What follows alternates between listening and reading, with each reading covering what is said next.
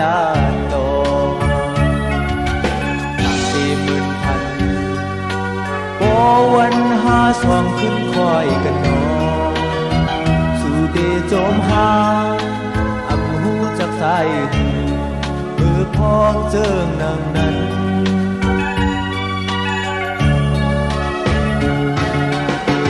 วันหูเจอความหักใจหอมชิมไว้ตาสูต่อถึงขาวยาที่มองน้องก็เหลวสังสีแผ่วจำสูงหิมน้องอ่านขึ้นทามอยู่นาส่องสู่ดวงใจเมื่อเฮาเลยหมุนโจมขึ้นเฮียนจอมกันนั้น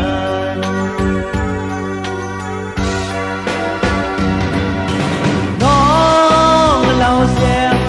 ยานไกลกันสิมาลืมตาเยาหือตาหักอ่อนในองน้องนั้นอ่านไว้ปันโกเลยโอ้วันไหนมองเจอมองขอใจเติม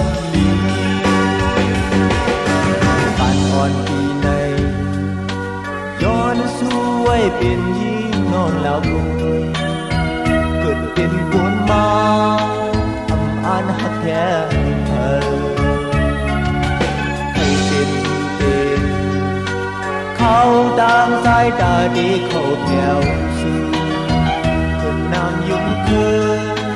ลอยเฮไว้ก่อลีตีลาดมาอยู่นาน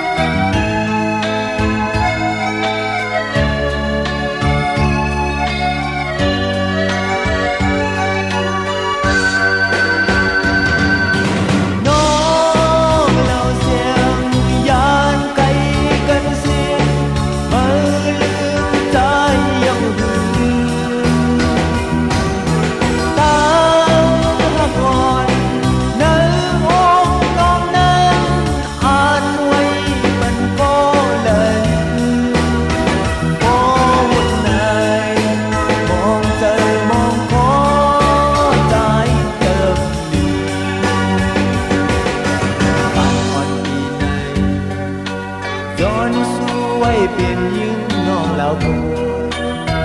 เกิดเป็นคนมาอำอ่านหักแท้เธอให้เต็มสังเป็นเขาดังใจตาดีเขาแก้วสูเกินน้ำยุ่งเกิน